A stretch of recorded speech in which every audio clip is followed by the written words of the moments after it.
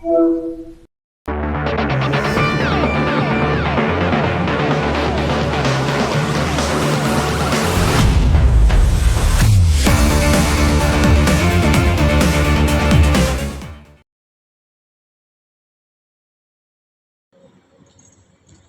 teman-teman, perkenalkan kami dari kelompok 13. Saya Tasya Nuraini. Saya Sarafil Atala. Di sini kami akan membahas video terkait aspek perpajakan pada profesi dokter. Sebelum membahas terkait dokternya, kita refresh terlebih dahulu yuk terkait apa itu pajak. Pajak adalah iuran masyarakat kepada kas negara secara pemaksa menurut undang-undang tanpa adanya imbalan secara langsung. Nah, kenapa sih dokter itu harus wajib membayar pajak? Ya wajib dong, karena dokter menerima penghasilan di negara Indonesia. Menurut Payung UU Pajak Penghasilan atau PPh dan DJP, siapapun tenaga medis yang berada di atas PTKP itu wajib membayar pajak. Pajak dari rakyat, pajak dari rakyat. Siapa berani memakai uang pajak dari rakyat atas nama rakyat, atas nama rakyat. Siapa berani gerak berbohong atas nama rakyat. Tapi uniknya, pajak dokter itu tidak bisa disamaratakan. Kenapa sih? Karena perlakuan pajaknya sangat bergantung pada status pekerjaan dokter tersebut. Satu dokter itu bisa lebih punya statusnya. Jadi teman-teman, jenis dokter itu ada beberapa. Yang pertama itu ada dokter sebagai pegawai tetap. Yang kedua ada sebagai dokter pegawai tidak tetap. Ketiga ada dokter yang buka klinik sendiri di rumahnya. Dan yang keempat ada yang membuka kliniknya sendiri atau tempat rumah sakitnya sendiri. Dan yang terakhir ada dokter yang bekerja di mana-mana, di beberapa rumah sakit. Kayak gitu teman-teman.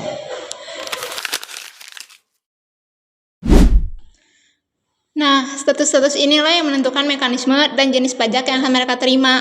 Jadi nggak bisa dipukul sama ratakan gitu. Semua dokter sama harus membayar pajak segitu. Jadi enggak ya. Jadi teman-teman, kita langsung aja ke inti pembahasan kita. Gimana sih alur pemotongan pajak yang dialami seorang dokter? Berikut adalah flowchart yang bakal kita tampilkan. Nah teman-teman, nanti yang bakal terjadi adalah pertama, nanti dokter memberikan pelayanan kesehatan kepada pasien. Lalu, pasien membayar biaya pengobatan ke kasir rumah sakit. Nah selanjutnya, nanti rumah sakit menghitung bagian untuk dokter atau jasa medisnya. Terus dari bagian dokter itu, rumah sakit menghitung pajak sesuai ketentuan. Maka PPh pun dipotong oleh pihak rumah sakit, sehingga dokter menerima penghasilan bersih. Kewajiban rumah sakit selanjutnya adalah menyetor pajak tersebut ke kas negara.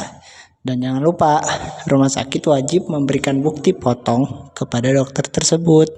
Terakhir, dokter akan menggunakan bukti potong itu untuk melaporkan SPT tahunannya. Kayak gitu teman-teman. Keren banget kan alurnya? Nah, jenis PPh apa aja sih yang dipotong? Mari kita bedah. Pertama, PPh pasal 21 untuk pegawai tetap. Ini berlaku kalau si dokternya itu statusnya adalah pegawai bulanan di rumah sakit tersebut, dapat gaji tetap, tunjangan, dan terikat jam kerja. PPh 21-nya dipotong tiap bulan dengan skema tarif pasal 17 UU PPh setelah dikurangi PTKP dan biaya jabatan. Kedua, ada PPh pasal 21 atas bukan pegawai. Ini sering banget keluar di ujian nih. Skema ini dipakai kalau dokternya cuma praktik beberapa hari atau menerima honor jasa medis tanpa status pegawai tetap. Rumus umumnya biasanya menggunakan dasar pengenaan pajak atau DPP sebesar 50% dari penghasilan bruto lalu dikalikan tarif pasal 17. Mekanismenya bisa berkesinambungan atau tidak berkesinambungan tergantung dokter punya NPWP dan hanya bekerja di satu tempat atau tidaknya. Ketiga, kalau dokter praktik sendiri di rumah, di sini nggak ada instansi yang memotong pajaknya. Jadi, dokter tersebut harus menghitung sendiri, menyetor sendiri ke bank persepsi, dan melaporkan sendiri pajaknya. Inilah yang kita sebut dengan sistem self-assessment. Nah, biar ada gambaran, kita coba hitung yang simpel ya. Misalkan seorang dokter dengan status bukan pegawai menerima jasa medis bruto dari RS sebesar 20 juta dalam sebulan.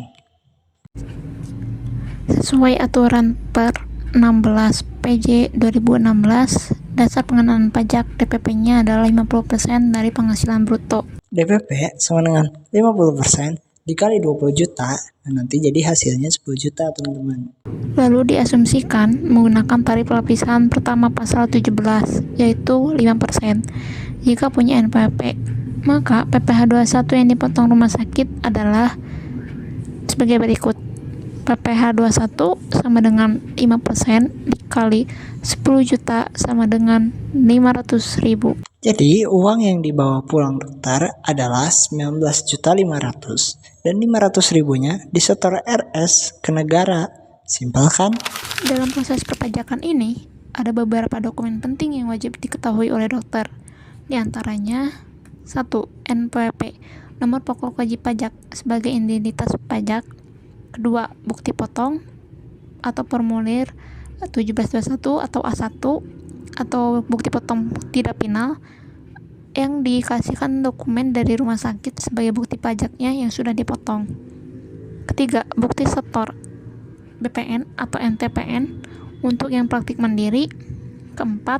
Formulir SPT tahunan orang pribadi yang biasanya itu formulir 1770. Karena dokter punya penghasilan dari pekerjaan bebas, mereka menggunakan form 1770, bukan 1770S atau SS, oke? Nah, sekarang mari kita uji pemahaman kita lewat satu studi kasus. Menarik, kita punya kasus Dr. Andi. Dr. Andi bekerja sebagai dokter tetap di rumah sakit A dengan gaji 18 juta per bulan. Selain itu, beliau juga membuka praktik di klinik B setiap hari Sabtu dengan honor 7 juta per bulan. Pertanyaannya, 1. Pajak yang dipotong RSA. Jawabannya, PPh pasal 21 pegawai tetap dihitung secara kumulatif setiap bulan. 2. Pajak apa yang dipotong klinik B? Jawabannya, PPh pasal 21 bukan pegawai, atas imbalan yang bersifat berkesinambungan atau tidak berkesinambungan, sebesar 50% dari bruto dikalikan tarif. 3. Bagaimana pelaporan SPT tahunannya di akhir tahun? Dr. Andi harus menerima bukti potong 1721 A1 dari RSA dan bukti potong bukan pegawai dari klinik B. Kedua penghasilan dan pajak yang sudah dipotong tersebut digabungkan dalam SPT tahunan form 1770 untuk dihitung kembali total pajaknya dalam setahun. Nah, ternyata untuk melaporkan pajak dokter ini tidak segampang itu. Tahu nggak, kalau di lapangan itu sebenarnya banyak banget masalah untuk laporan dokter ini. Betul tuh, kayak yang pertama ada ketika dihitung, ketika dokter yang mempunyai pekerjaan yang berbeda, di akhir tahun dihitung, dijumlahkan, ditotalkan, ternyata kurang bayar. Itu tuh karena tarifnya naik ke lapisan atas. Terus juga yang kedua ada bukti potongnya hilang atau lupa diminta RS. Terus yang ketiga ada praktik-praktik mandiri yang lupa dilaporkan. Terus yang keempat ada kayak laporan SPT-nya Tidak sesuai PTKP. betul, tidak sesuai PTKP. Dan yang terakhir ada Lupa untuk melaporkan SPT. betul, lupa melaporkan SPT. Jadi kesimpulannya, profesi mulia seperti dokter ini tetap wajib membayar pajaknya kepada negara, betul kan? Betul, cara pemotongannya juga tergantung dari status pekerjaannya. Jadi nanti rumah sakit berperan sebagai pemotong resmi dan dokter harus memastikan semua penghasilannya dilaporkan secara jujur dan lengkap Di SPT tahunan. Saya Tasya Nuraini, Saya Sarafi Fatala. pamit undur diri, semoga bermanfaat. Dadah. Dadah.